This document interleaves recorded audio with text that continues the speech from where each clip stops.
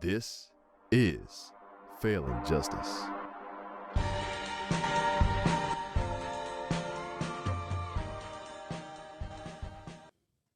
Good evening, everybody, and welcome to the Failing Justice podcast. I am your host, as always, Justin Carlson. I'm thankful that each and every one of you are here. I have my not yet co-host, but buddy, Preston Green. Yeah, we're working towards it. Yeah, we're working towards it. Welcome to the show. Thank you guys for tuning in. I had a buddy of mine text me, Mike Miller. Man, I don't know if you're watching, but I'm going to call you out.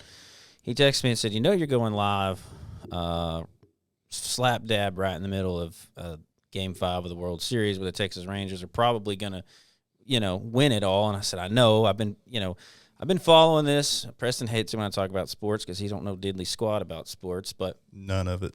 My Astros lost, and by default, I guess I was going for the Rangers or whatever, but I've been following this series, the postseason, all of it, very intently. But even though it was a joke, all jokes aside, in seriousness, I think this conversation is way more important than Game 5 of the World Series, which is why I'm willing to miss it. I'll catch the highlights after this, but I'm excited for tonight. I'm excited for the show that we have on air tonight. I have a very special guest that I'm honored to bring in here tonight. I have Tyrone Day with me. Thank you.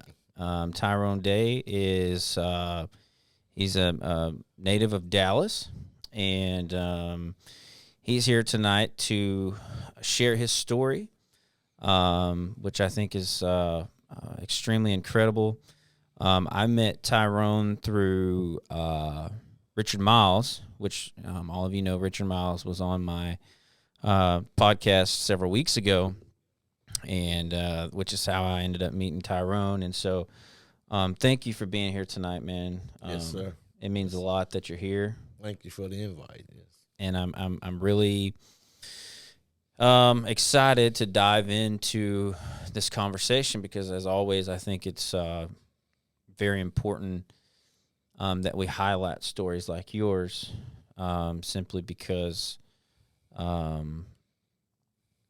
we gotta try, especially as law enforcement, the criminal justice system altogether. I think we have to try and prevent things like that from happening, and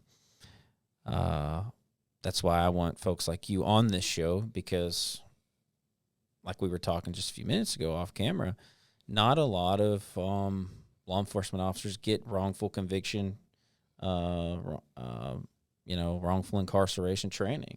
And so I do have law enforcement who is part of my audience, and I want them to hear these things. So, but no, definitely thank you for coming. I want you to just kind of introduce yourself, give a little bit about your background, pre-incarceration, all that. Just kind of talk a little bit about, where you grew up. And we'll kind of just let things flow and go from there, man. Yes, sir. My name is Tyrone Day. I'm like Carson said, I'm a native Dallas, Texas. Born and raised in South Dallas, basically. Went to school in Dallas. Me and my mom and my siblings, we basically stayed in South Dallas our entire life, and up until I went to prison. I actually grew up in the Fair Park area, right there where I got arrested at. And my dad, he was from a little town called Forney at the time. Forney, yeah, right down the road. Yes, and they later on migrated to Crandall. My mom always stayed in Dallas, but she once stayed in Forney too. Of course, that's how she met my dad in the Sigleville. I'm the oldest out of my siblings, on my mom's side and my dad's side. How many? On my mom's side, it was 4 of us. And I lost a brother right before I got exonerated in April this year. He was a baby boy. And on my dad's side, it's 4 of us, 1 girl, 3 boys. Lost a brother on that side, and I'm the oldest on both sides. My dad is deceased months before I got out, kind of like situation that Richard had. Yeah. Yeah, my dad died, I think, like 6 months before I came home, too. And my dad was in the Air Force as well. Wow. Yes, yes, he was. Have some similarities there with Richard. That's kind of neat. Yes. I kind of went to school in South Dallas. I played football. I love football, so I played football actually in middle school and in high school up until the 10th grade. Then my first child was born, Demetra, and later on started doing other things outside of school. So I had to get a job when she was born. So I went to work and I quit school. It's kind of like then I helped take care of my siblings. I had to babysit a lot because my mom, she worked almost 2 jobs. She had a part-time job and she had a full-time job where she done things as a part-time 2 or 3 days a week as well. But I had to be the one to stay around to do the babysitting, looking after my siblings. I pretty much grew up in South Dallas, basically working here and there at little stores in South Dallas. I used to do a lot of things at the neighborhood stores in South Dallas, stocking the boxes and with the sodas and all that little stuff like that. Done a lot of farming with my grandmother when I did go to Sigerville. I used to leave Dallas and go to, Crandall, a town called Crandall, Texas, and I learned farming from my grandmother. So I love farming. You know, I'm from Tyler. Oh, really? And so, Tyler's pretty close to Crandall. So, Right. Not that far. Yeah, that's pretty neat. Yes. So I was raised up in South Dallas, like I say, and a lot of crime. I was raised up around a bunch of crime in South Dallas. But my mother, basically, she taught us the principles and values of life as a youth and as a child. And things that we faced every day right now is the things that we faced back then. The children in the community where you live by what you see, and pretty much if you're not grounded or not, I come from a single parent household. Yeah. So my mom, she put the principles out there, what have you, but the community almost near fit to raise the youth in that community. They see what they see and they use that, and it's a learned behavior. Coming on to, if it's not drinking alcohol, smoking marijuana, to doing drugs, to selling drugs. And not to say that all bad things come out of South Dallas. Right. Because we had some good examples in South Dallas. And we got some good history in South Dallas. My farm is in South Dallas. You think it's hard though? Like, do you think it's like if you're in that area and if that's what you grow up around and you see, do you think is it difficult? You think? I think it can be difficult if you don't have the correct guidance. Yeah. It starts in the home. Yep. Yeah, it starts in the home. And I say it starts in the home because I got what I got from my mom in my home. And when I say that right there, I think there's more opportunity for youth in South Dallas now. I mean, there's more things to do, even though they still have those same facilities as far as the YMCAs, which is going to get better. The swimming pools and the community centers or what have you. They're building around, upgrading those particular facilities for the children, and then and there are not very many schools is coming up like it used to be. A lot of the schools that was there when I was growing up basically are turned into something else now. And we was bust out, but it's still a lot of opportunity there. And it's redeveloping South Dallas in general. The Fair Park area is there's some good things happening there now. They're redeveloping as far as the residential and the commercial property in South Dallas. South Dallas has a great potential. Yeah, that's good to hear. Yes. And I agree with you. I do think that it starts within the home anywhere you are. Yes. And it's hard, if kids have both parents or even one parent. I think they can consider themselves blessed. And it sounds like your mom taught. Is she still living now? Yes, she's still living now. And the reason why I say that is because I be kind of like proactive in what goes on in South Dallas. Sounds like you're very up to date, and Yes. and I was that I assumed with all the information you just gave that you were still actively involved in what was going on over there, and I think Yes. that's pretty cool. Yes. Actually, I'm a co-founder of Restorative Farms, which is in South Dallas. And I don't like to put it like South Dallas is just a food desert, but we're coping with food insecurities in South Dallas. And we're coping with the situation of making provisions to provide healthier produce and viable and sustainable gardens and how would you say meals in South Dallas for people who can't actually afford those particular contents of what they want to eat as far as a diet to make them more healthier. You know, they need the substances out of the vegetables that's being grown, not the vegetables that's grown 2,000 miles away and brought into Dallas or to the, how would you say, the fiestas or what have you. And they travel miles with those vegetables. When they get there, the content is not what it is. So we're teaching people in South Dallas and abroad to grow in your own backyard. Yeah. Yes. Well, man, I'll be honest with you. With today's world, I mean, you see that stuff going on in Israel, and we just, it's like, it's so scary. You don't know what's going to happen. And I feel like having that in your backyard and teaching people and being able to do that, I mean, number one, it's probably healthier because you don't have all the chemicals and crap getting sprayed on the food. But, I mean, just in today's culture and world, you just don't know what's going to, you know. Because we experienced, it was dramatic during the time of COVID. Yeah. When COVID, hit the States like it did. I think everyone can agree that it was a lot of fear put in the lives of people who was not actually the unfortunate one, but the fortunate ones as well. I mean, because when you go into the grocery store, there was nothing there. That very little substance. That's scary. There was no trucks driving. There was limited on truck driving. There was limited on import with the trains. Everything was just going as soon as they put it on the shelf. Yeah. And people was just sick, and they just wasn't able to move to make provisions to get that, items or food items to these stores. Even medicine was scarce. It was kind of like, in the hospitals was like bombarded and crowded with people. So you just mentioned what was happening over there with the war, or what have you. I think that's the similitude, almost a similitude to what happened during COVID.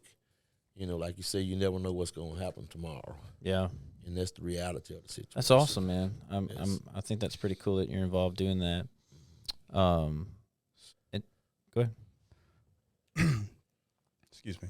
So, just kind of listening to all that, you talk about community, relating it to your childhood, and, me just now meeting you, it sounds like, would you say that your community and the people that you were around when you were younger, impacted you and played an important role in your childhood and your upbringing? Yes, I can say that because I pretty much had to be as well as the man of my house, as the older sibling, the protector of my siblings and our home. Of course, my mom. She's the female, but my mom was pretty steady. Yeah. She was pretty tough when it comes to her children and her home. And I have a big family, so here in Dallas. So basically, we stuck together. And I mean, whatever projects I stayed in with my mom, my cousins and all them stayed there. So and we made do with what we had as far as uncles and the peers that was put in front of us as far as family. We chose them well as far as who we follow, who we instituted as far as the lifestyle. Coming from those particular elders in the family, or the aunties that's 5 years older than me or what have you, 10 years older than me. I mean, we pretty much picked our poison when it came to who we would follow. And I had some pretty good ones in my family because they would tell you whether you like it or not. You know, and even some of my coaches in football, James Madison High School, even in I can remember when I was in junior high school, I had a coach named Coach Reed, and he wasn't from Dallas, but he was familiar with our situation because there was a thing where a lot of the schools in South Dallas, when they closed them down, they start busing us out of South Dallas and we used to literally call it the white side because really none of our schools, and it goes deep because the tax rate over there wouldn't allow the schools to operate like they did because there wasn't enough tax revenue coming in, and they would shut the schools down and bust us out. Just like now we have schools sitting dormant in South Dallas that, you know, there's not enough money, they say, in the city, in that particular zip code, to be able to get those schools up to par to make them more than one elementary or two elementary schools that's in South Dallas. That's just so crazy to me, man. Just hearing that kind of like, I mean, here we are giving millions and billions to other places, man, and like we have, like literally in our own country, in our own backyard, you know, we're not taking care of our own people. Right. And it's sad to hear that, that I mean, you say there's buildings that are just dormant over there. And I mean, it's like, I mean, you're already setting these people behind the eight ball, these kids behind the eight ball, if you're shutting down their schools and not giving them, you know. Right. Golly. And then they have to meet us. They have to, you know, it's a certain expectation that you got to meet. It's a certain criteria you have to meet to go to some of the schools that's outside of the area. You know what I'm saying? And when you have children that's coming in with a single parent that's working 8 to 10 hours a day, I mean, when she gets in or he gets in, they pretty much is tired and worn out where they can't help this child with the homework or the schoolwork or practice with them or do different type, participate in a little homework and things of that nature there because they're worn out, you know. And I can remember when my mom she did take time to do that. I can remember when I was in kindergarten and my mom worked at Old Wise Cafeteria back in the days. And I was 5 years old. And my mom gave me that big pencil about the size of the big fat pencil. Yeah, and she wanted me to write my name. And I think I sit at that table for about 5 hours that day and got spanked every time I got it wrong until I got the T right and the E right, you know. Sound like you had a good mama then. Yeah. It sound like you had a good mama. Yeah, so I would sit there and she would make sure that we did that. And it become a practice that, you know, that you had to have your lessons done. She called it lesson. You got to do your lessons before you can do other things. So when hearing that, it's so crazy. My parents never said that, but my grandma, she always said, get your lessons done. Get your lessons done. Yeah, you got to get your lessons done. And, you know, South Dallas is just, it's when you say South Dallas, I mean, some people say Pleasant Grove and South Dallas, whatever, but I'm talking about South Dallas. Yeah. The state, what the state for our Texas is. And I think it's a lot better. And I think it can, in the way they're doing it now, I mean, you raise the bar, you know, and you condition the mind and the hearts of the people when you start surrounding them around a lot of things that's coming about there, you know. Like a lot of people say they like to see a Starbucks in South Dallas. We don't have a QT in South Dallas. We don't have a Super Walmart in South Dallas. We don't have a Taco Bell in South Dallas. We just not coming on the rise on a lot of things. Yeah. You know, it's a lot of things that we would like to have, but I mean, if you have people that gonna continue to do what they do and come about and, you know, damage the things that's there while the people building along the way, it causes doubt within the city of Dallas, within the there's a stigma attached to it. Yeah, so you know, when you get to doing, I think it's getting better. Yeah, you know. So going up through, now I haven't had the pleasure of, you know, when I sit down with Richard, I had heard his presentation of his story, and I'll tell you, just like I told him when he came on the podcast, I want you to start with your story, like that very fateful day. Mm-hmm. Was it 89? 1989. 89. Yeah. Talk about that day from the time, Okay. you got up, and I want you to tell that story just the way you tell it. All right. Your words, start there. Okay, yeah. See, I was basically at the time. How old are you? How old were you? How old I was at the time? Yeah, At my arrest, I was 19. 19. That's what I Yeah, thought. same Okay. age Richard was. Yeah, same age. 19. Similarities. Yes, I was 19. Yeah, years man, that's old. so strange. So, and I was listening. Me and my wife were listening to y'all podcast the other day. I think it was 2 or 3 days ago. We was listening to you and Richard on the podcast, and I was listening to the similarities with his daddy was in the Air Force. My daddy was in the Air Force. His father died 6 months before he came home. My daddy died. I think Richard said 6 months. Yeah. Before, and my dad died like Both 19? 6 months before I got him. Yes. That's so strange. And we was on Cofield together. Yeah. I left and took a college course and came back. And when I came back, Richard had left and came to Dallas and got exonerated. Like I was telling him, I said, well, a lot of the guys that's from Dallas that got exonerated was on Cofield.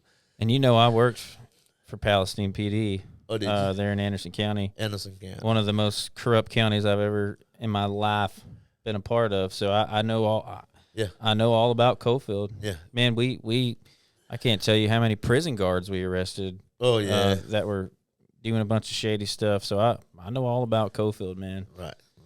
It's one of the biggest. So you were 19. Yeah, I was 19 years old, and they got my case listed as October the 24th, 1989. But I was arrested October the 23rd, 1989. I was had a good day at work. Of course, I was working then because I had some legal things going on with me. Then I was trying to afford. I had 2 daughters, Demetra Casey and Tyrone LaShawn. How old were they? They was actually Demetra was 3, going on 4, and Tyrone was like 1.5, almost 2 years old. And I was working for T&T Roofing at the time, and I was staying with a friend girl named Jean Austin in South Dallas, and I left her house. I stayed with her. I left her house. When the crime happened, I had to be in her house because when I left her house and went down the street, which is crossing the alley, going over to from Maryland to Jeffries, not even like 50 feet, another street. I went down that street when at the time I had some partners that stayed down the street there. And we used to drink, bootleg beer out because it's kind of like getting after hours. Of course, it was 11 o'clock at night. And I can't remember going there and nobody answered the door, what have you. And none of my friends were out. And what time was it? It's probably about 11, almost 11:30 at night. Not dark. Mm-hmm. And so I come back up the street, going back to my friend Jean Austin house. So in between these times right here is like it's going on 12 o'clock at night. So I was arrested right at probably about 11, almost 11:40 something, 11:50 something. How was that encounter? When you say you're arrested, like what? I Like was walking, just walking. just walking, And just like Richard was. And I can remember my hat. Yeah, I was just like Richard. When I was just walking, I can remember my hat. And my hat had LA on it. I can remember the hat. Like the Dodgers? Yeah, it was a big baseball Dodgers. hat. I'm a big It Dodgers was a fan. baseball hat. Yeah. And I can remember wearing that hat, and I can remember coming down because I kept my hat white. And I washed my hat and washed my clothes all the time. I can remember walking back up Jeffrey, and I can remember an ambulance right before you cross the tracks. Right before you cross the tracks on Jeffrey. I'm looking, and I'm saying, man, they got an ambulance down there. They got some police cars down there. I'm walking to see what was going on. The officers leave the ambulance and come drive as I was crossing the track, they stopped in front of me. Put the cup, told me to put my hands on the car. I never will forget. Put my hands on the car. They put the cups on me, and they put me in the car. And at this time, here I'm saying, well, what's going on? I haven't done anything. What's going on? We'll tell you what's going on after a while. So they put me in the back of the squad car, and they make a block.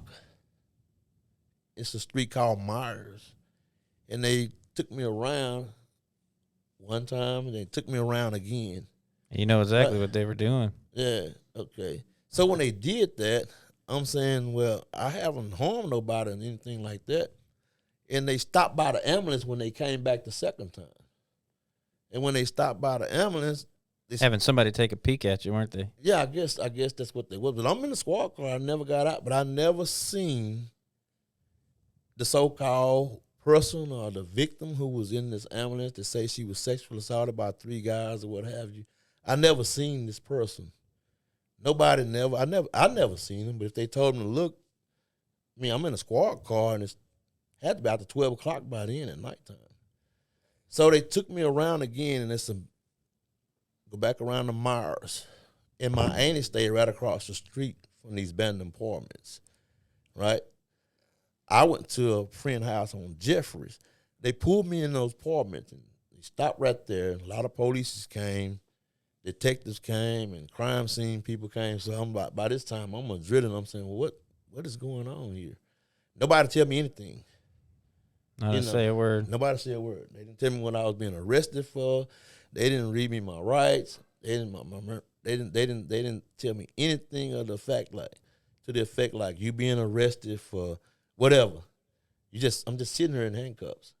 So when they got through doing what they was doing, and I remember they went to an apartment downstairs because they had the place lit up. So I'm looking, I'm saying, ain't nobody gonna come tell me what's going on. I'm 19 years old, and I'm kind of like freaking out. I'm sure. I'm freaking out. Like I don't know what's going on. Like I hope they ain't finna set me up, because that was the thing about South Dallas.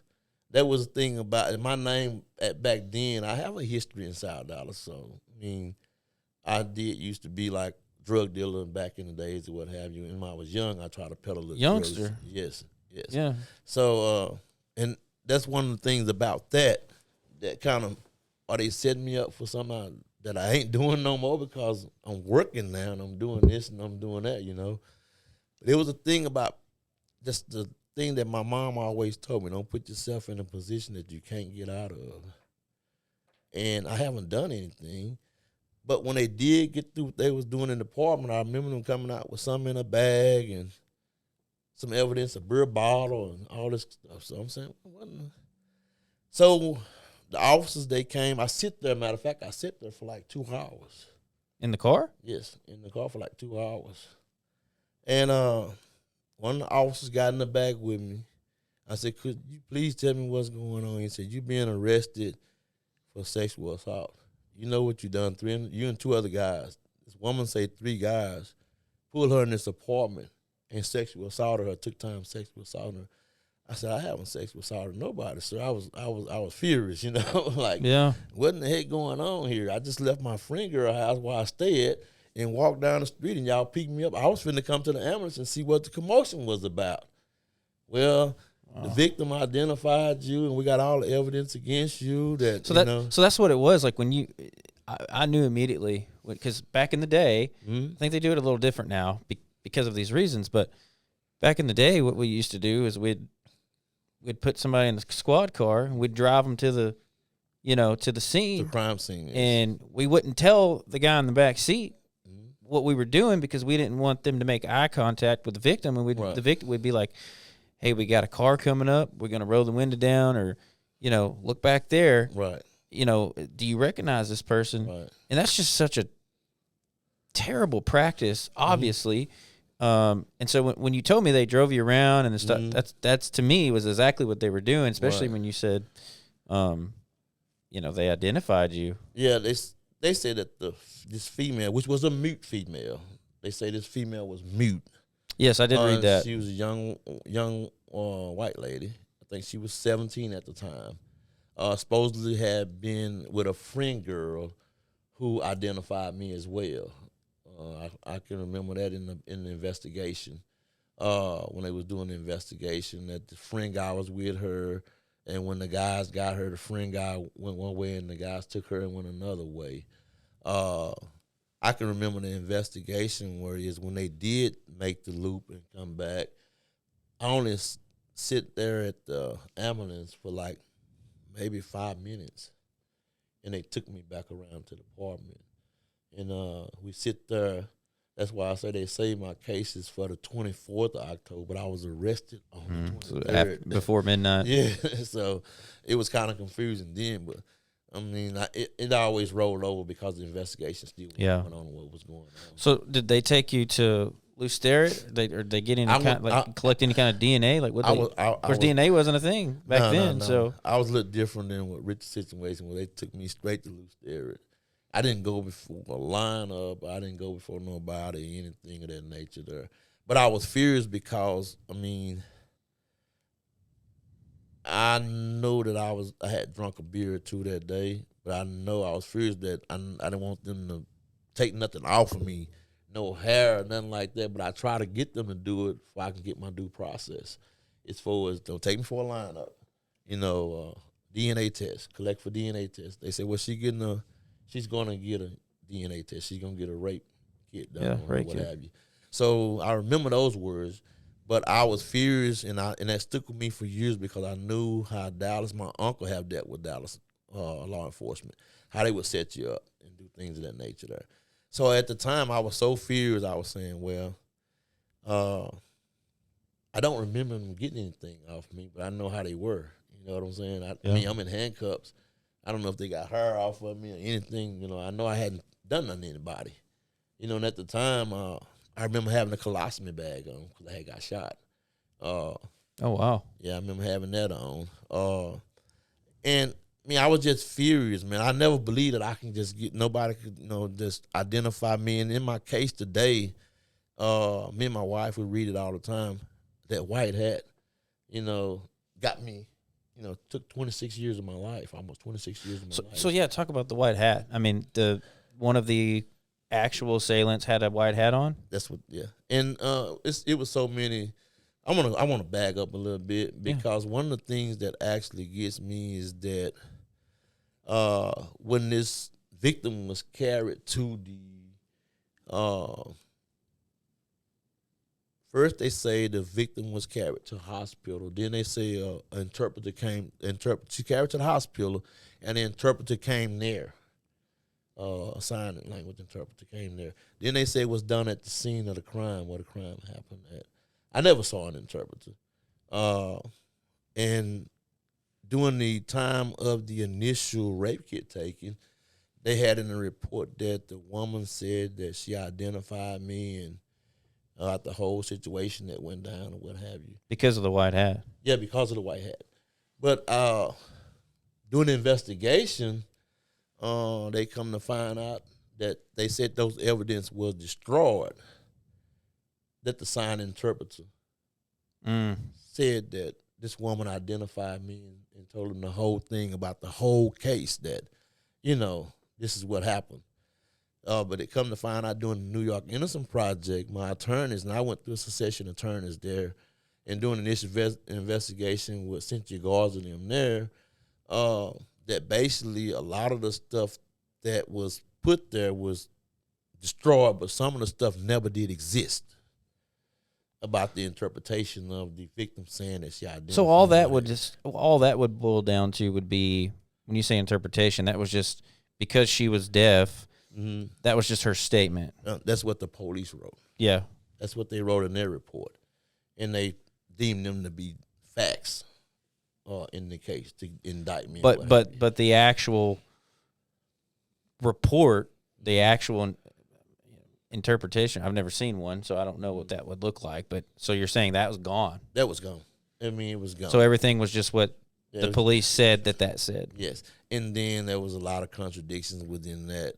Because you had like six different officers give statements, and all of them contradicted each other. So At any point after you went downtown, did you meet with a detective? No, sir. I wouldn't. Nobody even came in and asked you a never thing. No, nobody asked me. Ever? Anything. No asked me anything. Were you ever? You were never interviewed? I never was interviewed. No. Only thing I remember is coming at me with time. That's why District Attorney Cruzo said what he said during my initial exoneration. This case, it should have never been pursued. If you look at the video and the clippings, he's saying that this man should have never been sent to prison. This case was not investigated correctly or properly by his office or by the field officers. It was very much sloppy police work. I mean, they didn't do a tactic, but that was their tactic on what they did, with the paperwork or what have you. I saw a black guy with the white hat walking within close proximity of where a crime happened, and next thing you know, you're downtown in Lou Sterrick Jail. Yes. How much time went by between your arrest and you going downtown and then your trial? Did you? I say trial. You didn't have a trial, right? I didn't have a trial. So, how much time before you were offered the plea deal? I got there in October, and the plea deal came about in December. That's quick. And the thing about that is that I didn't get the plea bargain solidified until after the holidays, which was February. I remember I got my time February the 2nd, 1990, the day that they called me down and do that. And I want to reflect on that because they had this public defender come in there and he tell me about we got all the evidence against you, we got witness against you, which was the girlfriend and some more people, which I don't know how they say they identified me. And then this guy it was 3 guys done the case. Just like Richard case or whatever, it's 3 guys or what have you. I was the only guy ever arrested on the case. Yeah, so they never found the other. They never pursued him, no way. They picked me up and never pursued nobody else that night. Well, see, what's crazy about that to me, just because I was a major crimes detective for a while, and just my thought process would be, okay, we have this guy. If we truly think he had something to do with it, right? And that's a whole nother conversation. We could break down of whether they thought you did it, like if they were just ignorant or if, they had malintent behind what they were doing. No matter what that looked like, but if they thought you were the one that did it, I would be in there sitting across from you talking about, hey, who are your boys? Like, right. And they just never did that. They never did that. I mean, I got arrested that night, went into jail, went through the regular process, and I got arraigned, and this was it. No, I never went for a lineup, which I requested, because I know I haven't done anything. I want to give any DNA I can give at the time. I told the officer. They said, well, they'll come and see you. They'll talk to you about it. I mean, I was just stripped out of my clothes, put in the holding cell, arranged, and actually went to the tank. Didn't talk to nobody till about up to December. And then when he did come, he was talking about. This is your public defender at this point? Yeah, he was talking about, well, they asking for 99 years and this and that. And I said, 99 years? He said they got all the evidence against you. Me, 19 years old at the time, like, what do they have? They set me up or what's going on? I really didn't know.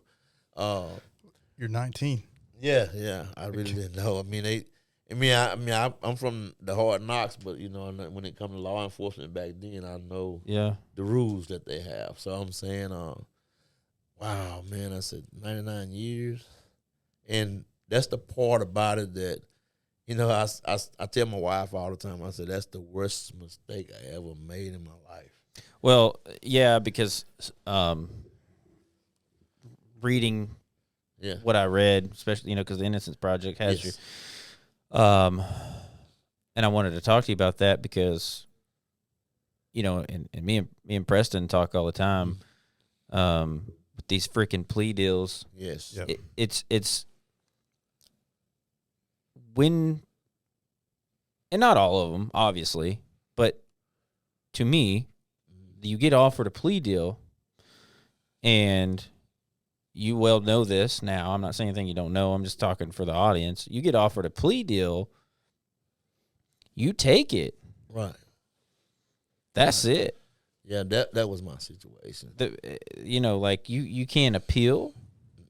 All your appeals immediately go out the window. Yeah.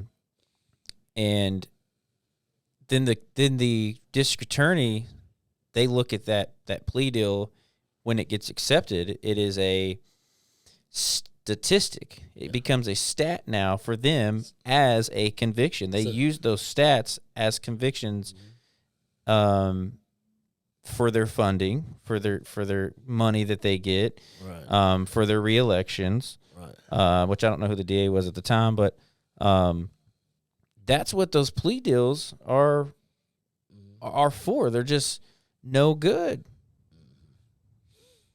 Right. Well, I do think that some people would use these plea deals and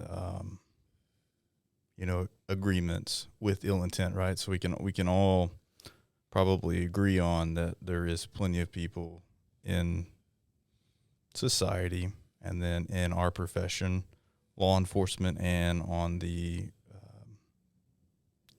the legal process side, the prosecutors, the judges, that are doing the job and performing their duties with ill intent. Oh yeah. Right? Like everybody has that. Everybody has bad apples. And then I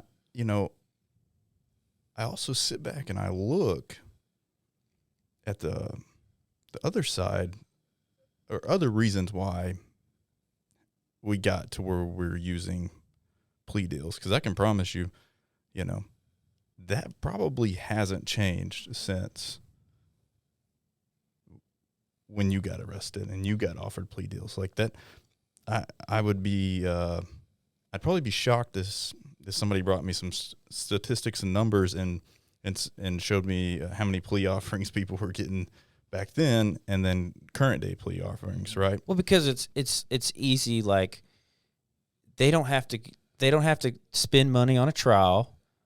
It's easy. It's one and done. Like, hey, here, we want you to do this because we don't have to work. Mm-hmm. I do think, and they scare the hell out of people like him at 19 years old with, hey, guess what? If you go to trial, you're gonna get 99 years and you're never getting out. But guess what? If you take this, right, then you might see the light of day and fill in the blank, whatever. And that's how. And I'll be honest with you. I mean, even me right now, if I got sacked up outside, that's a scary thing to face and have to, especially at 19 years old. Well, yeah, I would definitely agree. And I would say that is, there are people,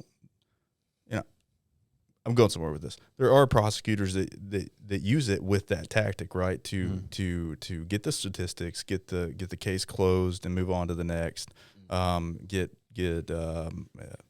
They get ambitious in pursuit of a career.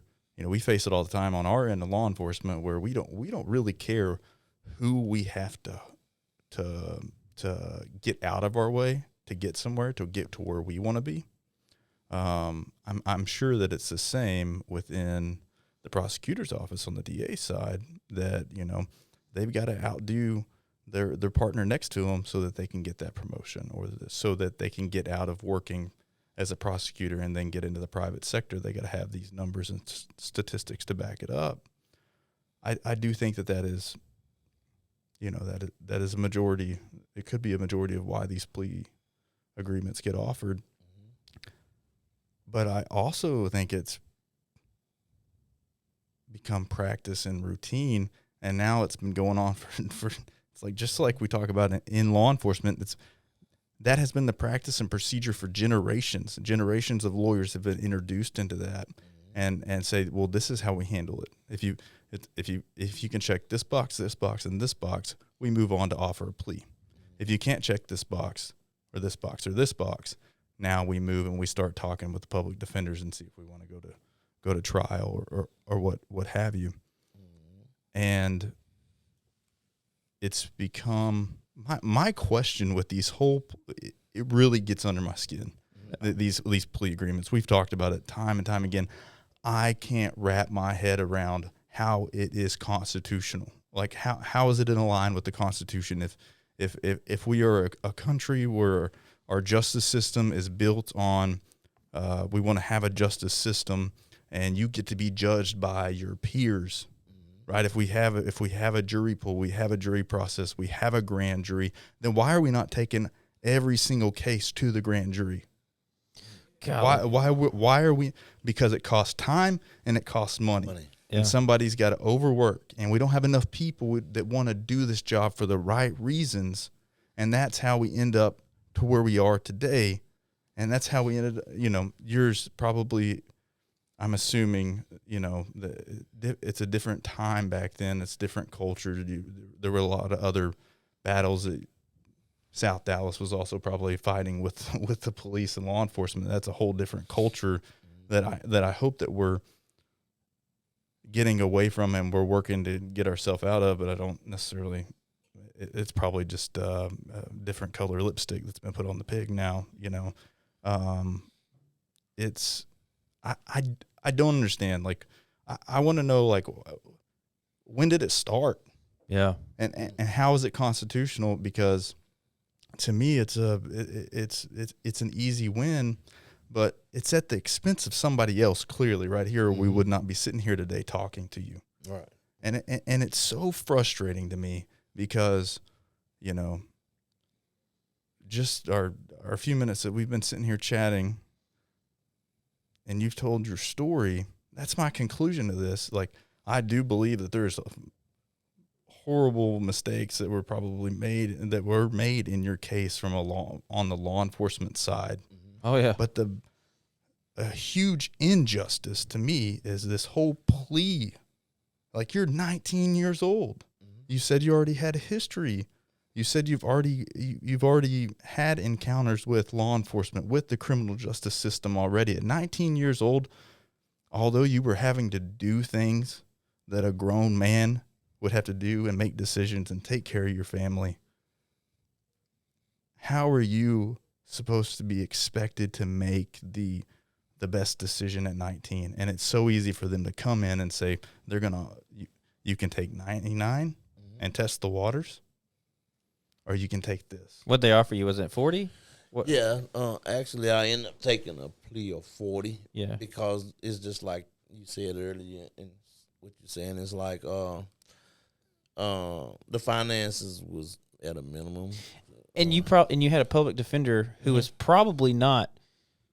I mean, he's probably like encouraging you. Yeah, he was to take the deal, right? Yeah, if he wouldn't encourage me, he wouldn't have came and said, "Well, they're gonna if you don't take, they offering you 99 years. They're gonna try to give you 99 years. So you might well take a plea bargain.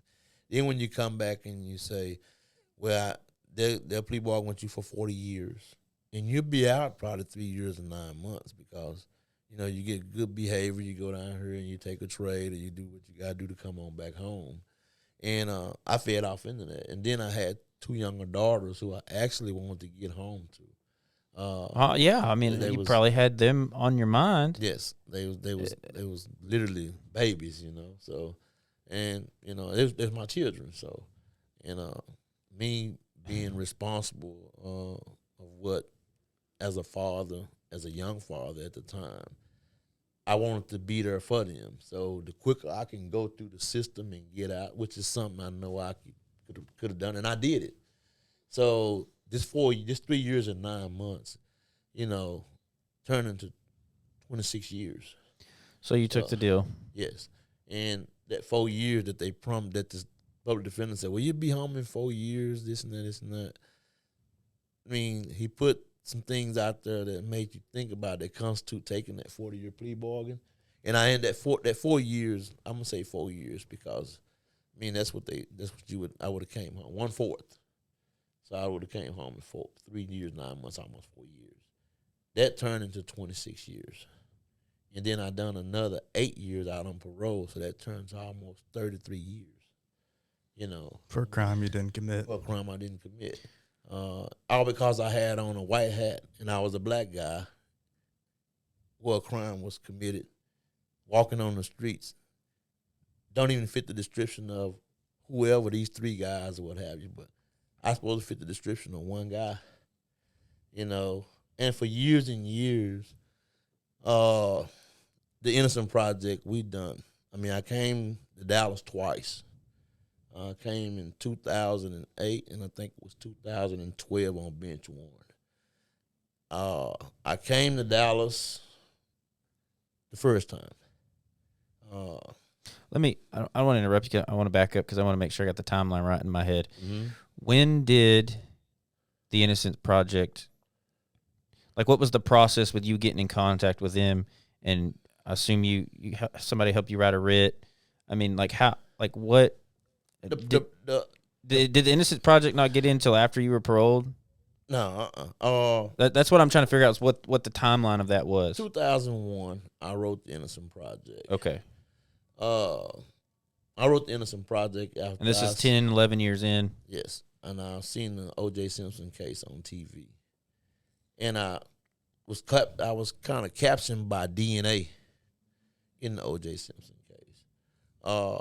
Then Barry Scheck ran across my mind with Benjamin School of Law, New York Innocent Project. So I wrote them, and it took them like a year to give me a response.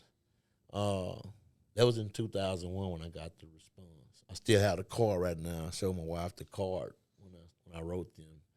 And here it is. My first thing of going back was in 2008. I went back on bench warrant in 2008 to Dallas County. And this is like 7 years later. I go there and I get a swab. I never will forget, it was me and another exoneree who was exonerated today, Thomas McGowan. Yeah. Me and him we came back on bench warrant. He was at Kell, I believe. Was it Thomas McGowan that was at Kell? No. They told his story at Kell. He wasn't there. Yeah. But he was the one out of Richardson. Garland Richardson. Yeah. Arrested in Garland Richardson. But we came back together, and they took my DNA and done the mouth swab.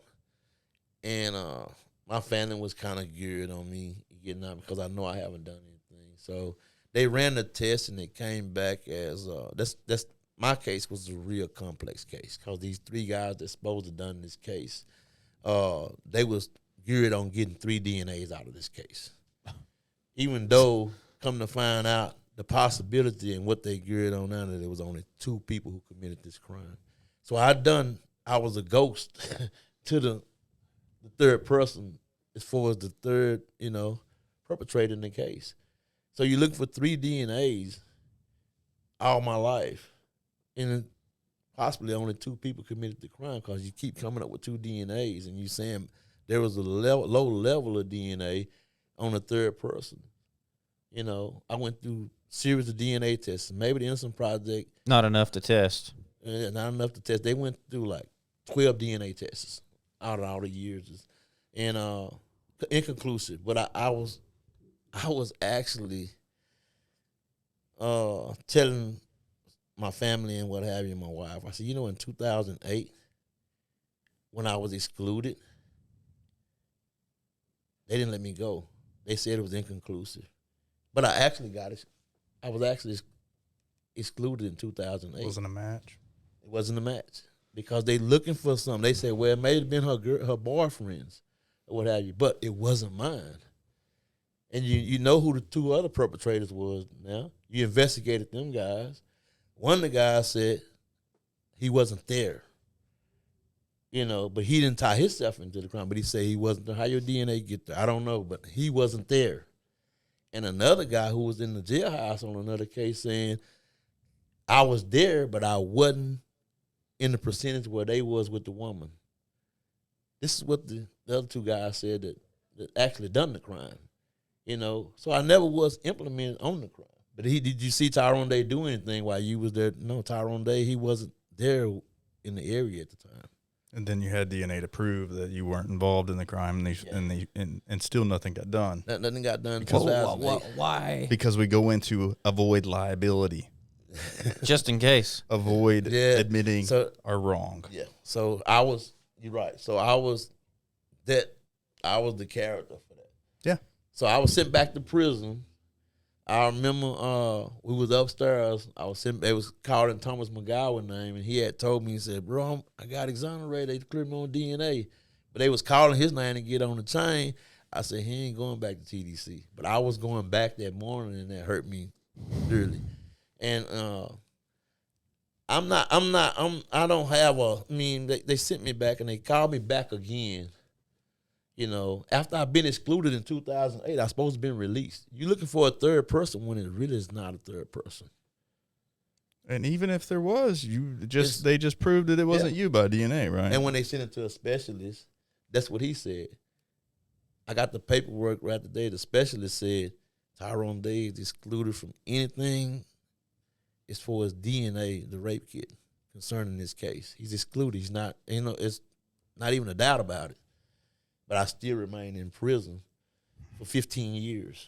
Another 15? Yeah. After 2008, I was done all the way up. And, after 2008, I stayed in prison another 15 years. Because I didn't get out to 2015. That's just let's see what 20. Yeah, I didn't get out until 2015. Well, yeah. 2008 to 2015. So 8 years. Done 8 years. Okay. Yeah, 8 years. I done 8 years in prison. I got you. And what I was doing with that is I was stricken. It didn't break me, but that's what I was gonna ask you, man. Like, I asked Richard the same thing. Mm-hmm. What was your? I met some other podcasters in the other studio a minute ago, and I don't know if you heard me, but we kind of just ran at each other, and I was telling them. They were asking, what we were doing, and I was talking to them, and I was telling them how humble you guys are, right? Considering what you've gone through, right? And the guy in there, he made me laugh because I have to share what he says is, he's like, if that was me, he's like, if he didn't do something, he didn't do anything. He's like, going to prison, I would have done something because I'd have been pissed. No. And so that's like, and that brings me to my question, like, what's your thought process during this time? I mean, are you a believer? Are you on that spiritual level? Like, what got you through that? I'm pretty much I'm a spiritual person, but I'm of a different religion. I was taught Islam since I was 13 by my uncle Tommy George, and he started out in the Nation of Islam, which I'm not a part of anymore. I'm a Sunni Muslim. I practice Orthodox Islam, regular Islam. So I've always been humble and unique in my disposition when it comes to my conviction, and I always kept faith. A lot of my friends are Christians. A lot of my business partners is Christian and Jews, what have you, and they from England and what have you, and we share minds alike, even though we're from different faiths. Right. We rub elbows. We brothers. And believe it or not, we can do that. Unfortunately, like the world says we can't, but we can. Right. Right. And I don't hold. A lot of people. I've been asked that for a long time. What type of bitter do I have? Do I hold any bitterness or illness or what have you? And I don't. Because one of the things that I was reflecting on the statement that Richard said when y'all was together doing the podcast is that there's a system that's designed to protect, the citizen of the United States. There's due process put in line. There's things that's coming about. There's laws that's evolving and changing to make the system better, what have you. But the people and the administrative body is the vehicle to make that happen. Right. And laws are steady evolving, and I thank God for that. That laws are evolving, and that's how I got here today, because technology evolved. Because my case had a grace period where it just went like mute for like 5 or 6 years, because technology, they couldn't get technology up the path to even get that look, organism of DNA, the results of that.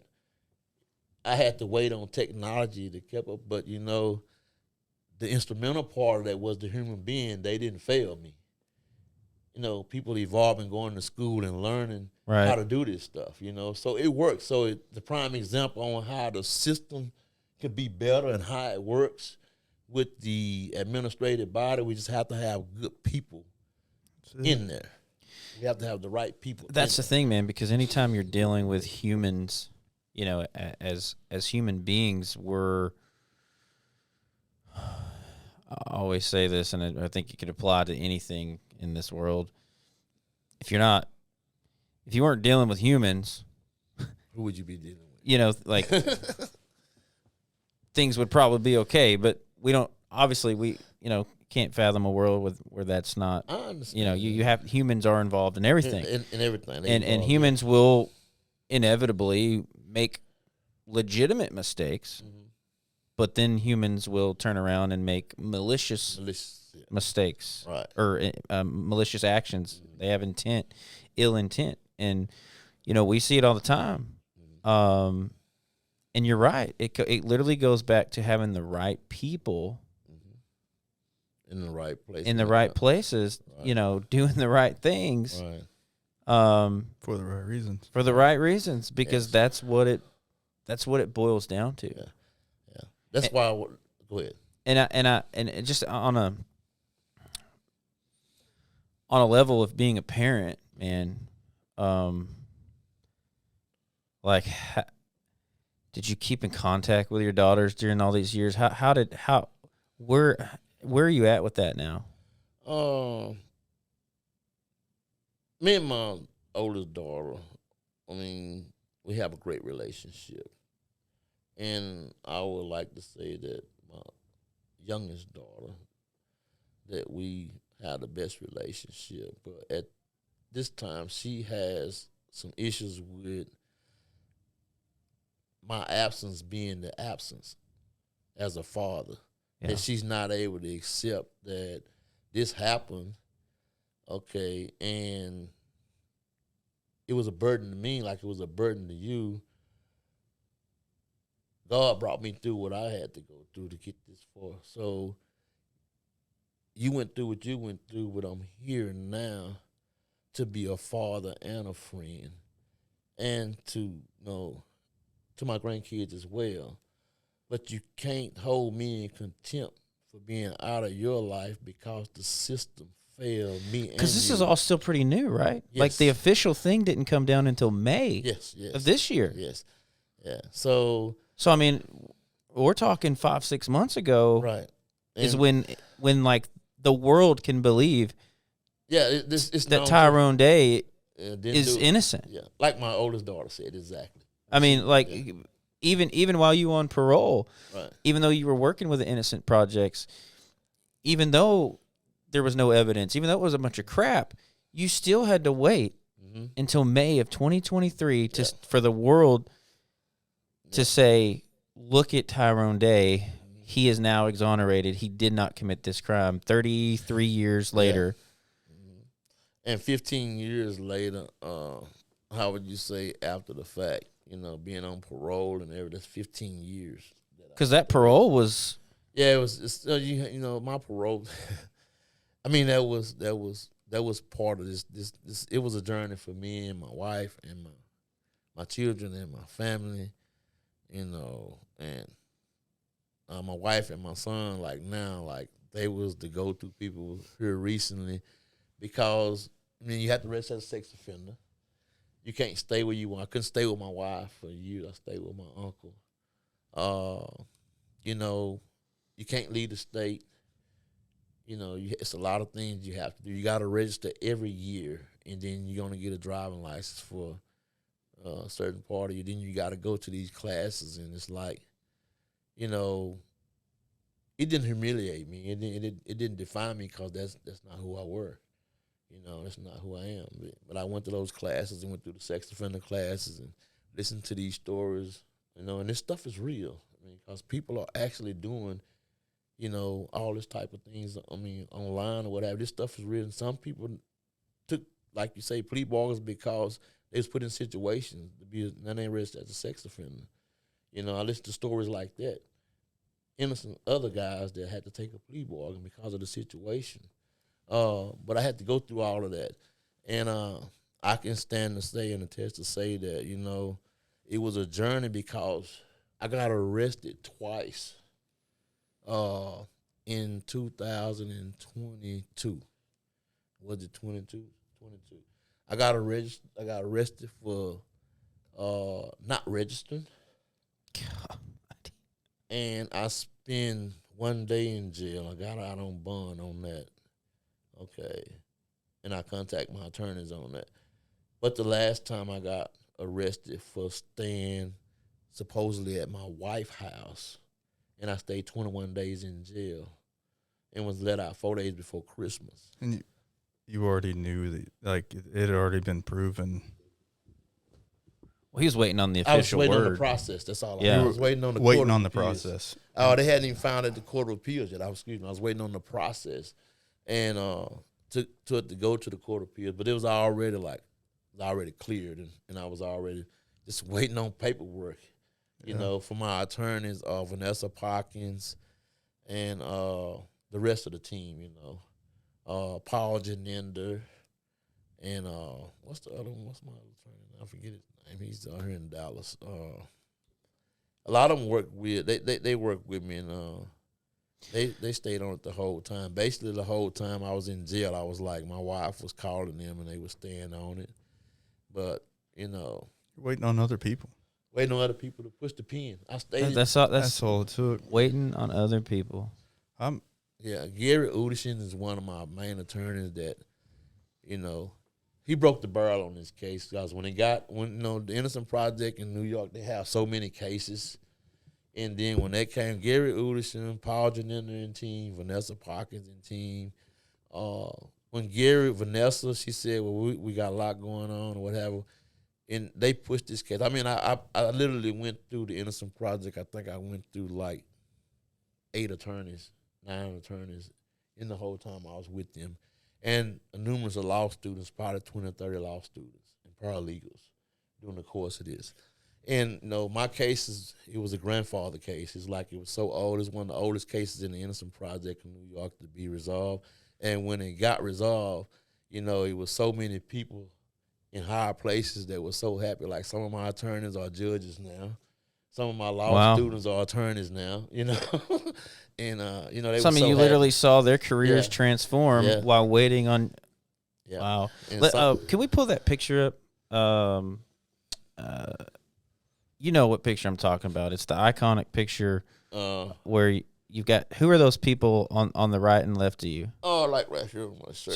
So it's on your shirt. Yeah. So it's on your shirt. Who are those people? This is my wife. That's your wife. And this is my lead attorney. It's your lead attorney. And where were you in that picture? Coming out of the jailhouse, coming out of the courtroom. Where at? May the 24th, right here in Dallas at Luce Dairy. And that's when you got the word, like Frank officially a judge declared you. Yeah, actually innocent. How did you feel in that moment? Oh, man, I can't describe it to you. I was so freaking happy. It was a day that I just couldn't sleep. I was waiting on it to come. Yeah. And I was so happy, like, it's finally happening. But what's so obvious is that after all of these years in prison, I used to dream about that day happening just like it happened. I had dreams, and I said, that's the way it's going to happen. My family going to be there. I even said that I was going to be. I said it, and I don't know. I mean, God is great. But I said I was going to be number 44. Then I tell you that. I told that 3 years ago. I said, I'm going to be number 44. I was the 44th Dallas exoneree. Yeah. Wow. Yeah. Why 44? What was? I just like a vision. Like it was a vision to me. Yeah. Yeah. Yeah. And then that's my wife, amazing. And then out of we thinking of history and doing things like Obama was the 44th president of the United States. So a black president came, and I said, oh, number 44. That's why I wear it with pride. Yeah, that's pretty cool, man. Yeah, so that's amazing how you had that vision and then it came to fruition. Like, I love that picture, you man. When I was so happy that day. I know, man. You could just that picture just brings so much joy because I remember I texted you and I was like, hey, do you have a picture that you want me to use on advertisement? Because I always put the advertisement out that people are going to be on the show or whatever. Right. And in my mind, I was thinking, I was like, I kind of hope he doesn't have one because I want to use this one. And then when you said, hey, just check Google. And I was like, oh, okay. Like, I'm going to use this picture because, like, to me, man, that just says so much. Like, you have 26 years in prison, 33 years total that you had to accept what somebody else said about you. About me, right. Police officers, Yes. prosecutors, Prosecutors. public defenders, judges, people who raise their right hand like me and Preston have done, Right.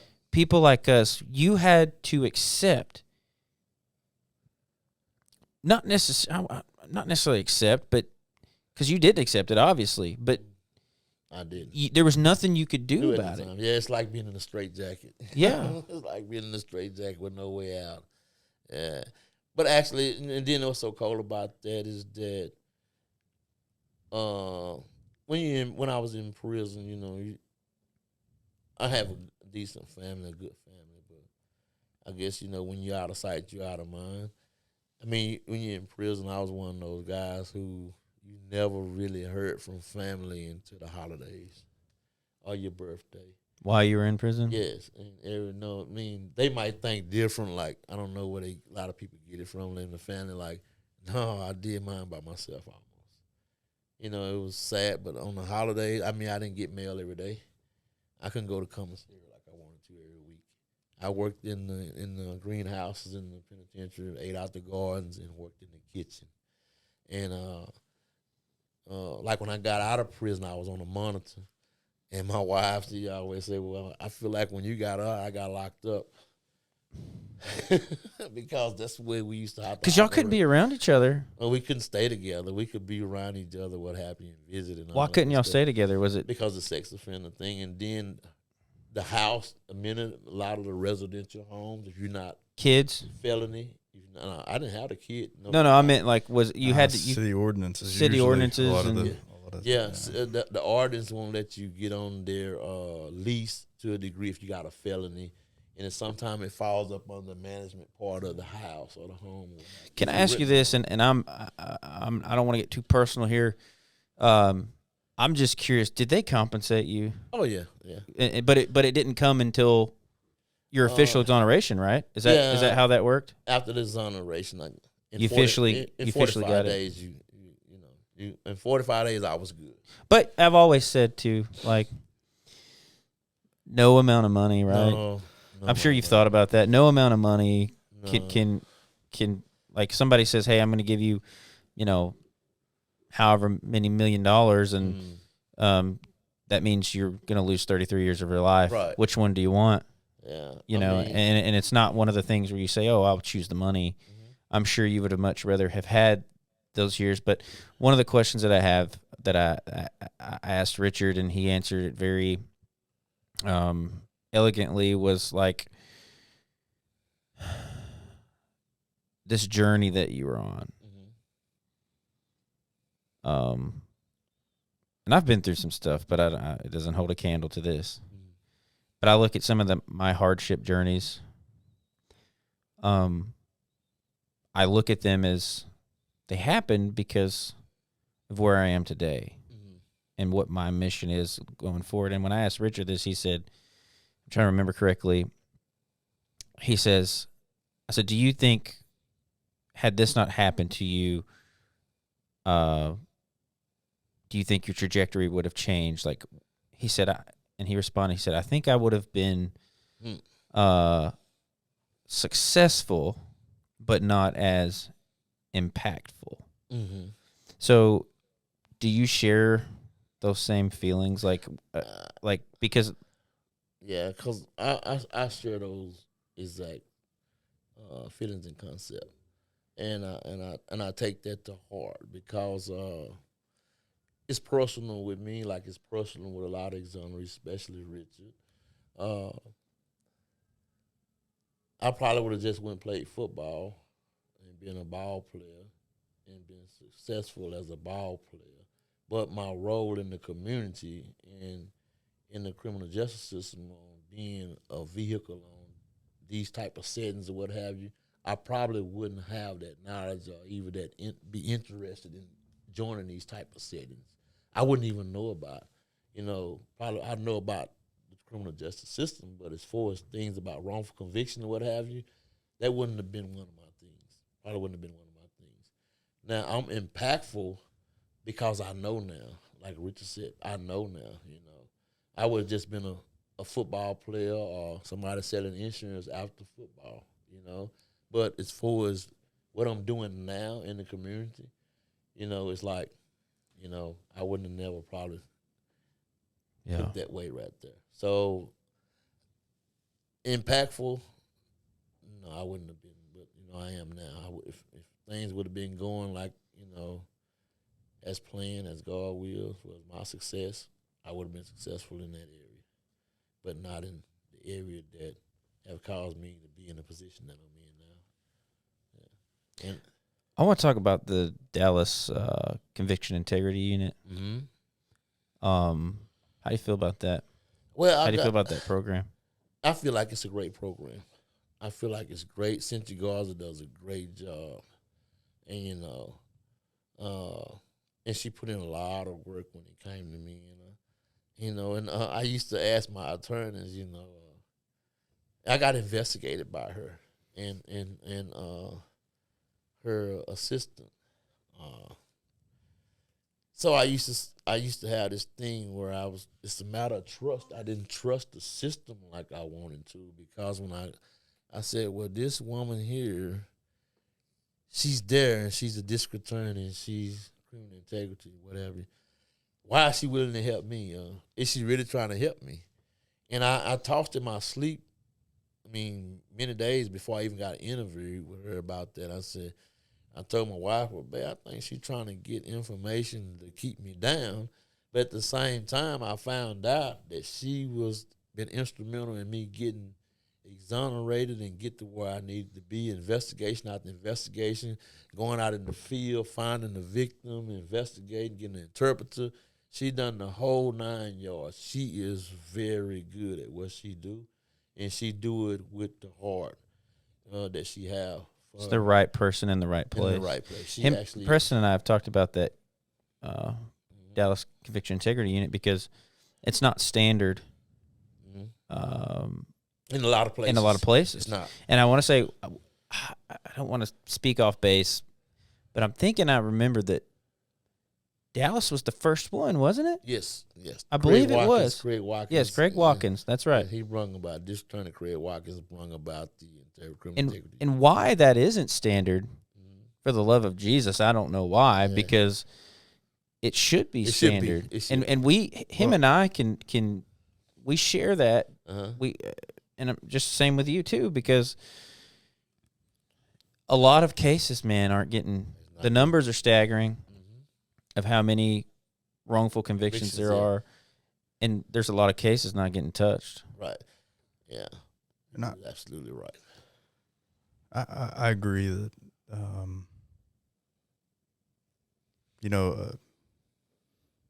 that type of unit or function within our system should be standard and required.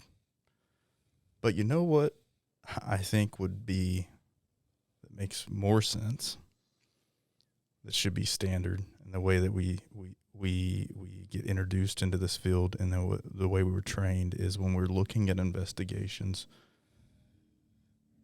when we're working cases, if you take the approach and work just as hard to prove that somebody's innocent. Exactly. Because here's the thing. If somebody's guilty, if somebody did the crime, you're not going to be able to prove, in my opinion, it's much harder to prove somebody's innocent than it is to prove that somebody's guilty if they're guilty. So and that's a culture mentality thing, and I think it goes back, law enforcement. I can't speak so much from, the prosecutor's perspective, just because I don't have a whole lot of exposure to that. Just from the stories that I hear, my interactions, this thus far in my career, it's listening to your story is just it's moving in multiple ways. One, I always go back to, like, there's things that you're saying about your life, and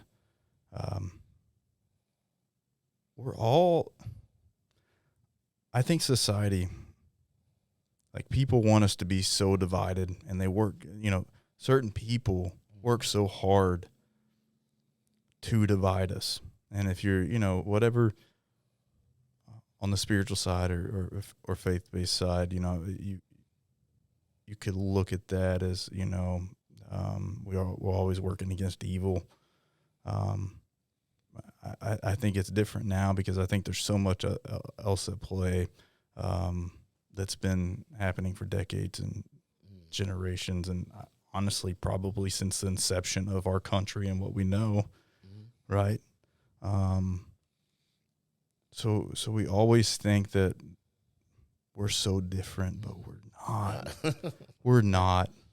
You were 19 years old, and when you had your first daughter? I was 15 when No, he was. 15. She was like almost 4. Yeah. She's almost 4. So, I'm over here listening to your story, and you tell me that you're 19 when all this is happening, and I'm thinking, when I was 19, I just found out that I was about to have my first child, unplanned, right? And that was, for me, on my story and my life, that was a turning point for me. That honestly, it unraveled the next 3 or 4 years of my life into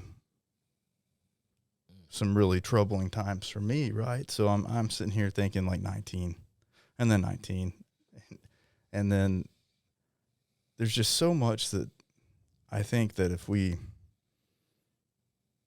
do what we're doing right now, we take the time to just sit here and talk and have a conversation and be vulnerable with each other and listen and build that trust. We really see how much that we're really not, like, we're more similar than we are different. Right. But that's not the way society sees it or wants it to be that way, because in my opinion, I have multiple opinions on why that is. I think a lot of it has to do with, I think there's a war on your wealth class. Like, people want that division.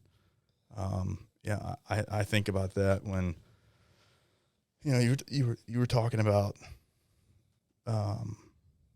South Dallas and the community and the struggles, and it's no secret that in that day, I'm sure that racism played a whole lot more than it does today, right? But we still face that battle. I think in any environment, in any profession, you're going to face those battles. I would like to think that, or at least my interactions with the people that I work with and I know,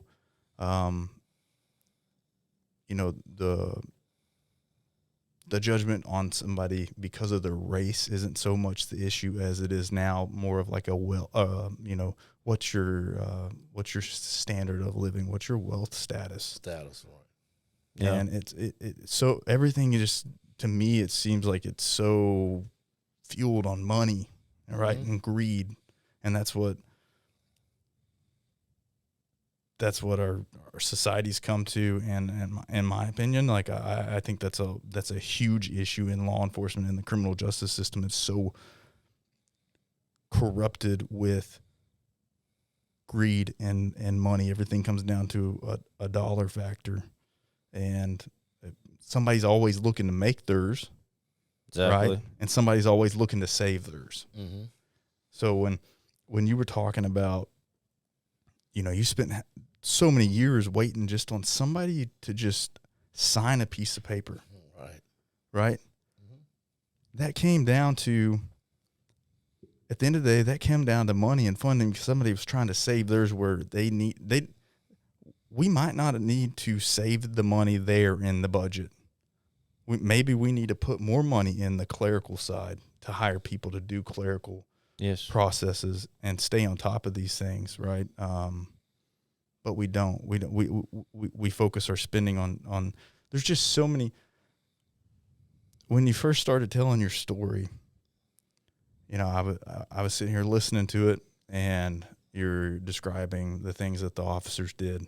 And, it's hard. I'll be honest. I've been a cop since breakfast. I was telling you that about before the show, right? That's something I always say is that I've just been a cop since breakfast. I'm just a baby cop. Like, right. I don't have a ton of years on the job, and I don't have all that experience and knowledge sometimes to know how we used to do things because I'm still in a phase of my career where I'm always learning how we're supposed to do things and what we're supposed to do. So I can't relate so much to what the practice was then. Was that the normal practice? Was it normal procedure, the way they handled that?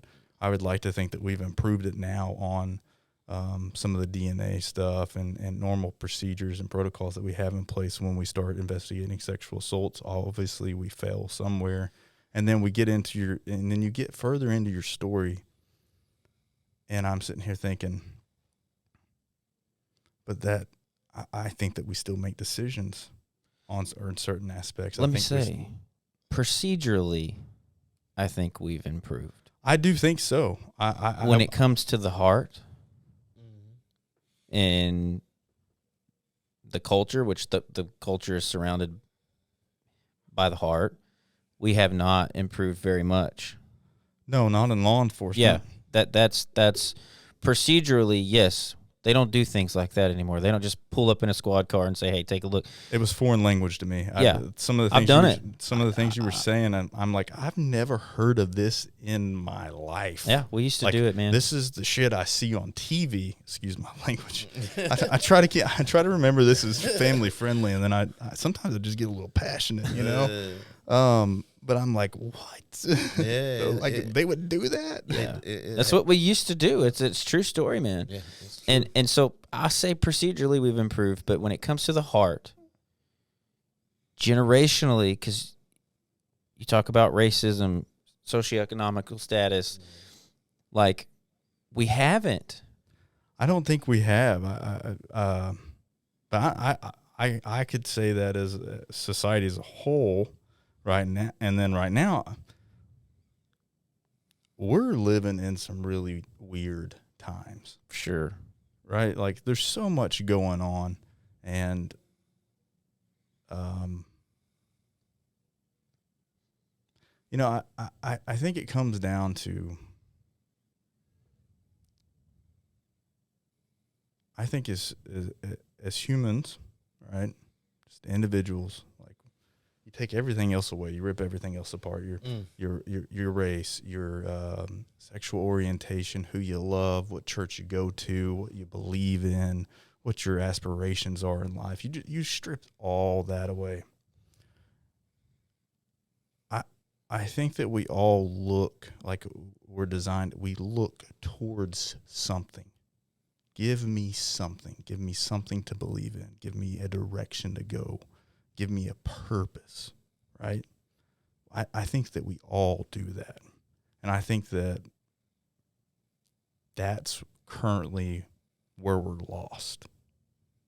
It's because we have so many things coming in and like when you have that missing, you're going to be kind of like when you were describing the community and the influence, like you have to have those good influences because when it's not there, because we're human, because we are who we are, we're going to grasp on the first thing that extends its arm out to us, whether it's right or wrong, whether it's going to be a good influence or a bad influence. That's what we're going to grasp. And then until somebody shakes us and wakes us up and says, don't do that, we're going to continue to make the same mistakes. That's why I always go back to it's a generational thing when we look at the issues in law enforcement and the criminal justice system.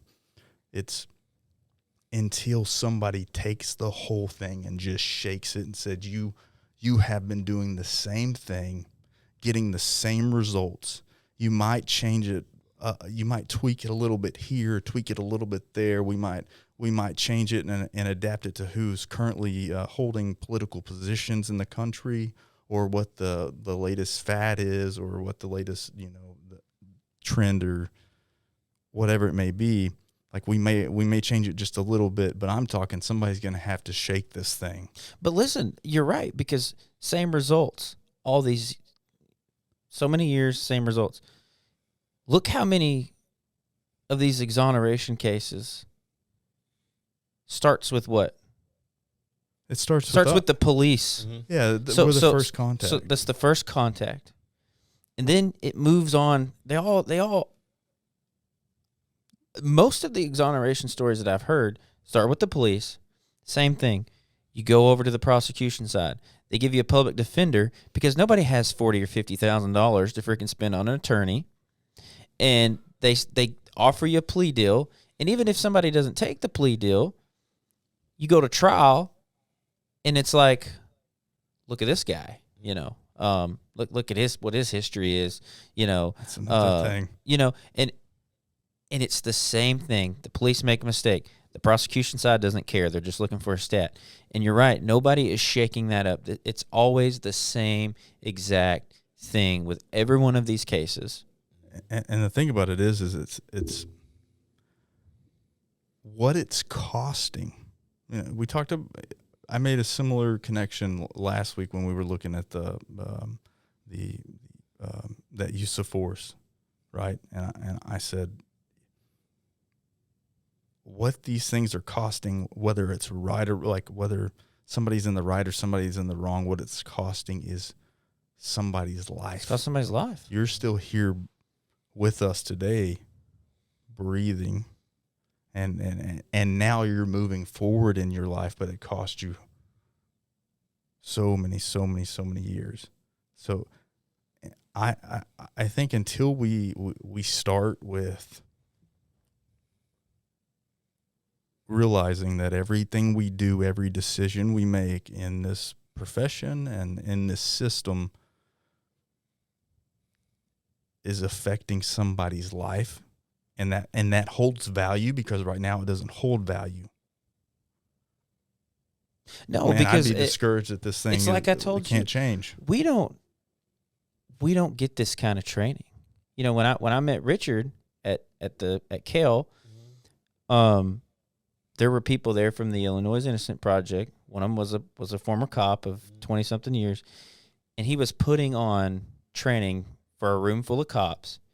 And every one of us in that room, and there was probably 50 of us, we all said, this is the first time we've ever sat down and seen these stats. Somebody's put this up in front of us. And I had so much respect for Mark Beach from Illinois Innocent Project, because he was a cop. And I looked at him and I was like, I want to do what you're doing. Mm-hmm. I want to go to these places and put these trainings on for these people, because, and I've said this 1,000 times and I keep saying it. You can read a headline. You're scrolling your Facebook news feed and you see, so-and-so exonerated. I would say most people see it. They see a headline or, in the newspaper, whatever, did 33 years and like, oh man, that sucks. And then keep scrolling. Let's see what's the next news piece that I'm going to look at. Kim Kardashian's got, bigger butt or whatever. Like, it's like, man, you sitting here and us being able to bring you on and present you to our audience, which I have a large law enforcement following, and you're not a headline. You're a real person. I can reach out and touch you and just, like, I was trying my best, man, to not, like, I'm kind of an emotional guy. I can't help it. But talking about your kids and just like, dude, this is a real thing that happens to real people. Yes. And it starts with people like us, and it's so important. But I have a question for you.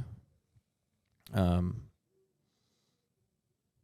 we've kind of touched on it, but what, in your opinion, who cares if anybody disagrees, but in your opinion, because I'm going to highly respect and value what you say because you've been through this, but in your opinion, what can you think? What could we do? Let's just talk law enforcement because that was your first interaction. Mm-hmm. What can law enforcement do, you think, to improve? Just on the line level of being able to prevent these outcomes. Short term and long term, I would say what y'all doing is great.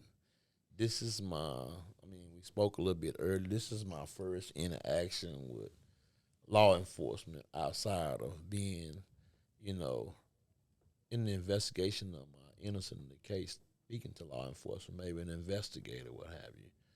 But I never spoke with law enforcement as field officers or peace officers on the term of wrongful conviction. It starts with what y'all doing now. I think that it should be, that training should be legislative. I agree with that. And I was working on it. To you, what you said, you was going to working on it. You're gonna be the first one at the door when he start, and that's something that I hope that me and the other exonerees can come and support as well. But the training is the most needed thing. It should be legislative, and it should be all around the country. And due process, should be one of the first things that the officers is ordained to go by in making an arrest or what have you. And I think that training should be something that an officer has to do 3 or 4 times a year in order to keep that, embedded in them and learned. Because it's got to be a second nature when you're in law enforcement. This type of thing, doing the right thing. Why are you here? Why am I an officer? What did I get out here every day and do? What is your why? Yeah, why? Or why am I here? Why am I doing this? But it has to be taught that you have to do the right thing regardless of race, religion, creed, wealth, communities. It goes back to all the way down to, like, you made a good point. It's statute on how in the years and coming up that law enforcement, they ordain their tactics by communities. Meaning when they go into a community, if they stereotype this community as poverty and selling dope. These guys here, they burglarize. These guys here, they doing prostitution things. These guys here, they doing white-collar crimes or what have you. So, need to break that cycle. Stop stereotyping people just because you're in South Dallas or just because you're in Highland Park or Las Colinas or Frisco. Just because you're in these certain areas doesn't, you're absolutely right. Or because you've made a mistake. Or because you made a mistake. In your past. In your past. Mistakes don't define. Yeah. Mistakes don't define you. That's right. And I think that's a key. Yeah. And I because the second chance thing is one of the great, because you do have law enforcement that is proactive and, like, for instance, they have programs for, There's very few programs. That's why I love Richard program so much. I'm so glad you brought that up. That was one of my questions that I want to ask before we get off here because I don't want to make anybody mad. How did you link up with Richard? Was it just because y'all were on Cofield together. We were on Cofield. So how did you? He started miles. I don't know when he was exonerated in. I want to say, was his 08? I think it was 08. Yeah. So 08. Yes. So you still did some years. Like, how did you link up? And then you went through his program. Mm-hmm. I want you to talk about that because I love what he's doing with Miles of Freedom. Because obviously you're a success story from that. Right. So talk about how y'all linked up with that. Well, personally, I have, not in the law library when Richard has been there in prison, what have you, and then we never had really vague conversation or nothing like that. I just remember, and Benjamin Spencer was there to give, a word to the right in the law library with directives on, who needed help here and there. On the unit, he was known for being like on TV for being wrongful convicted or what have you when I came there. So it was a lot of us waiting on to get exonerated on Cofield, and we went to other places and came back. Like I said, when I came back, Richard was gone. But Christina Hashler was one of my biggest supporters, advocates for my innocent, besides the Innocent Project and attorneys. She had a thing called Dallas Can Do Better. And 8 years of my time, when I came back in 2008, when she didn't even know me, I didn't even know she was following my case. But I know she was with Ben Spencer when she said, I want to come and see you, and I want to be one of your biggest supporters. We're going to get through this and that, this and that. And I said, okay, well, I didn't even know her. So I put on my visit list, and she came to see me. And she stood by my side and supported me and numerous of guys in prison for years, sending us newspapers, making sure we had the necessary means as far as hygiene with funds or what have you to be able to do what we can do in prison. But when I got out, and I heard a Richard program through the prison system, through to somebody else on pre-release. But when I got out, I had a monitor on. And when I mentioned Miles of Freedom, that was besides going to the mosque, that was the second place that they would allow me to go. Miles of Freedom, yeah, you can go there. I mean, because you go in there and they was resourceful. I mean, I learned a lot by going. I mean, it was on Fridays, and I was able to get out on my monitors. When I put Miles of Freedom on, I'm able to go, and it was resourceful. It had all the means to help a guy getting out of prison, getting your ID card, doing your resumes, learning how to fill out applications, learning how to present yourself in the interview. And, it went on and on, computer literacy, they taught you all. Then you had a case manager to work with you. Then they, it was competitive compared to what I was used to in prison. It's like, they challenge you, like you want to do something with yourself. We here are the resources. So I went there and I was able to go there and I stayed there, Richard a while before I got on the lawn crew. I started managing. I worked on Richard's lawn crew. Then I started being the lawn crew manager there. And then I started my own company while I was working another job at Nogales Food Produce. I worked there, and then I worked there at nighttime, and I worked with Richard during the daytime. And, the program is awesome. It just done so much for me. Like, and I send guys there right today. I sent 2 probation officers that was at my farm the other day. Me and one of my business partners sent them to Miles of Freedom because they looking for work for guys that's on probation, and they're also looking for them to do community service and be able to get employment possibly, because Mile of Freedom, they dress you out and put you on the bus and in the van. They take you to job sites where you can fill out the application to job fairs or what have you. Because so I gave them that directive. What is the system doing? Not much. They're not doing nothing. They're just much. Releasing these guys saying, hey, you are, here you go. You've been locked up for 26 years. Go out there and figure it out. Yeah. You have no money. Yeah. Maybe your family's still alive. Yeah. Maybe you still got some friends. Right. And it don't always work. And everything is against you. How can you succeed? And that's why I freaking love what Richard is doing, because you are a product of that. Yes. Of that organization. I am, yeah. And I love it, man. I love to see your smile when you talk about it. I love to hear Richard talk about it. And I'm so glad, man, that I'm a big believer, say this a lot, but in things happening for a reason. Right. And I think things happen for a reason to lead you to Miles of Freedom, because yes. What about all these guys that are getting out and they're not? They're not. Yeah,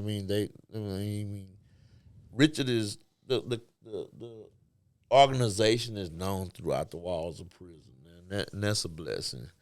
But Richard is a personal friend of mine, and as an exoneree, it's mentorship going on with me. Yeah. And it's personal. I try to talk to Rich as much as possible. He mentored me in a lot of things that I'm going through, especially after getting exonerated.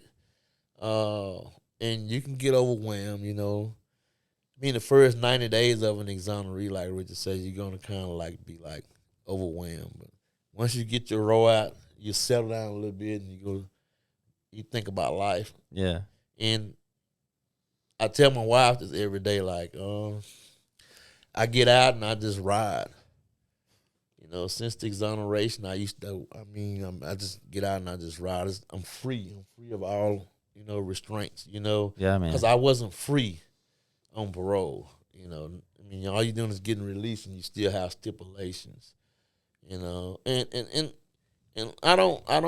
I try to be, I'm always humble in my disposition when it comes to my situation. I can repeat it and say it again. I had experienced some things with, going through my transition on getting exonerated. Like in 2008, they sent me back to prison. It's like dangling on a carrot. Yeah, and then in 2012, I went there and took a polygraph, and they sent me back to prison because I failed it.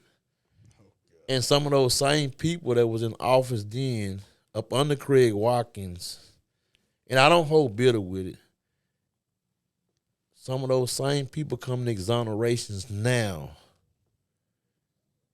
that knocked me down and sent me back to prison have yet to stand before me and say, congratulations, Tyrone Day. And I see those people all the time. I tell my wife all the time, he sent me back in 2008. It's the same guy that's here now that's on innocent project boards and things of this nature. He have yet to step to me and say, Mr. Day, I was wrong. Or Mr. Day, we made a mistake. We should have went a little further with your case. They never stepped. They walked right on by me like I don't exist. But that did happen. I don't mention names, but it did happen. Right. And one thing that happened in the Centilio case is that the police department chief police came down. And he came down, I was saying, well, maybe he came down because they made an arrest on his case. Remember, his case was the first case that they actually made an arrest on the actual perpetrator. But he came down on behalf of the police department and spoke for Santilio.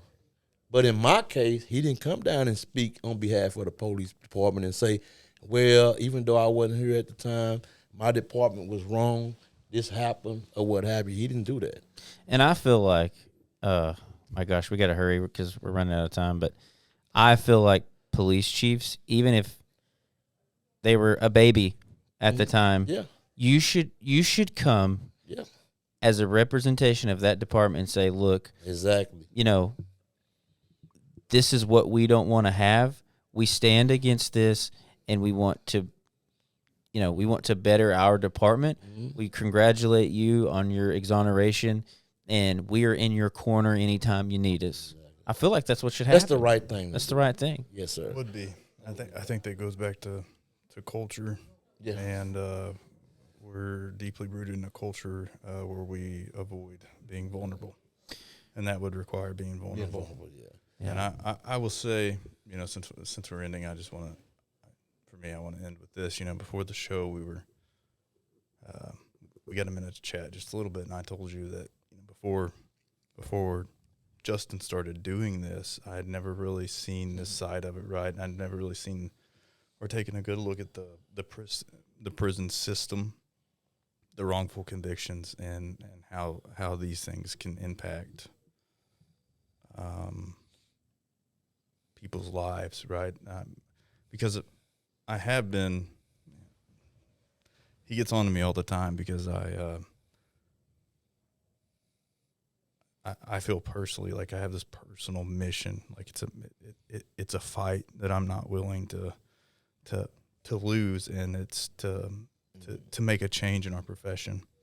And so I've heard Richard's story, but sitting here tonight, listening to you hear it, and sitting next to you, does something different, doesn't it?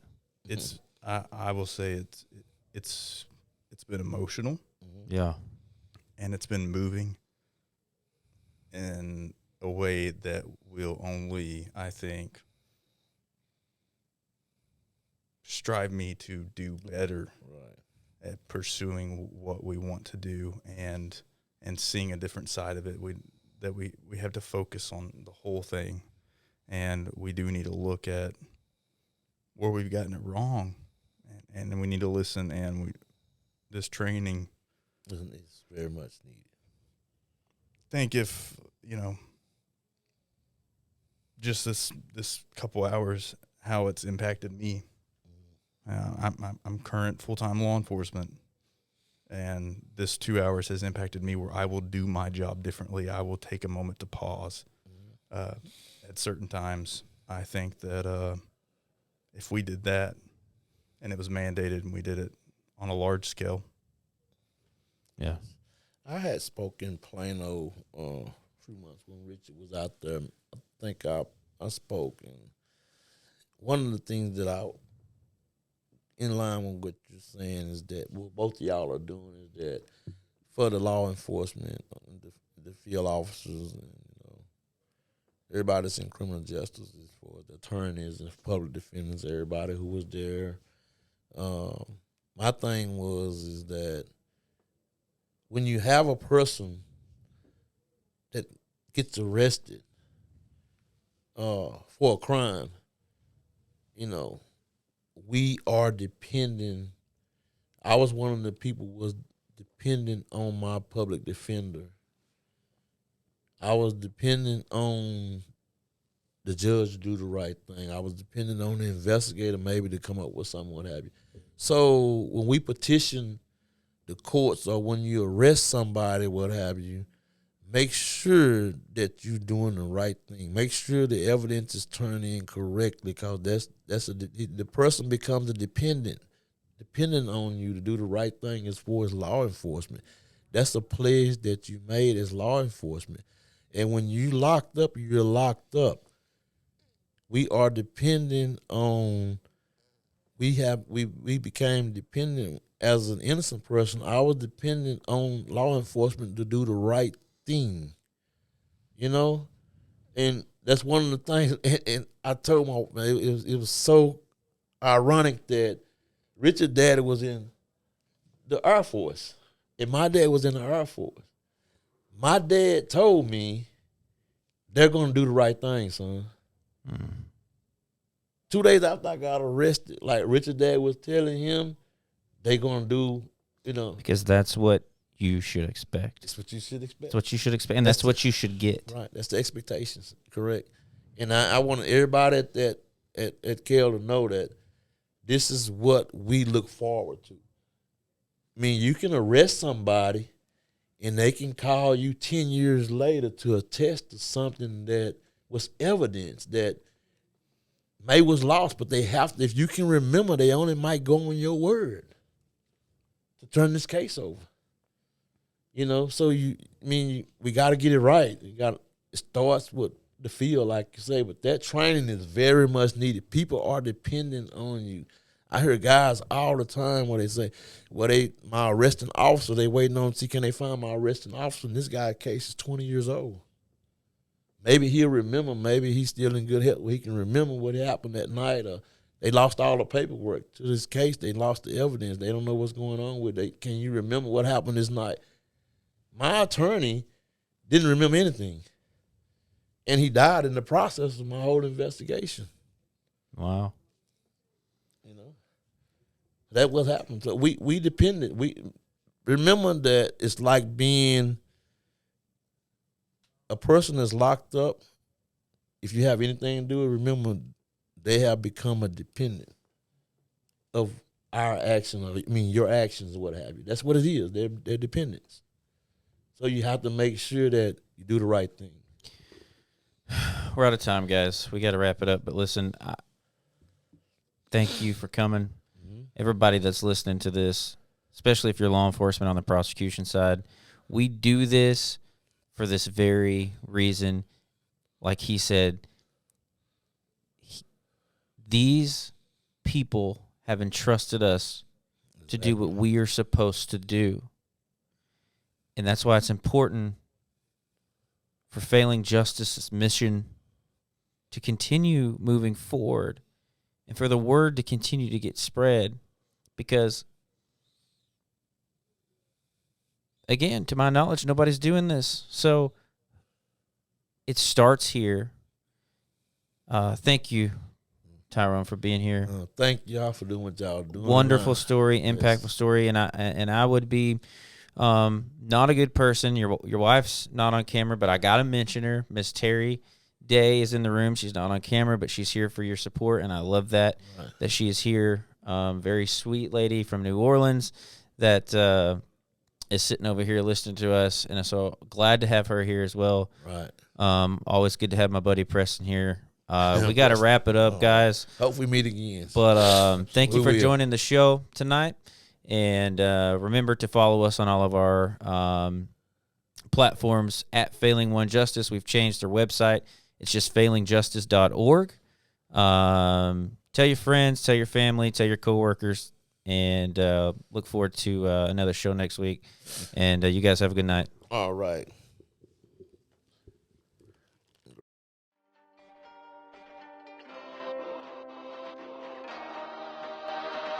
This is Failing Justice.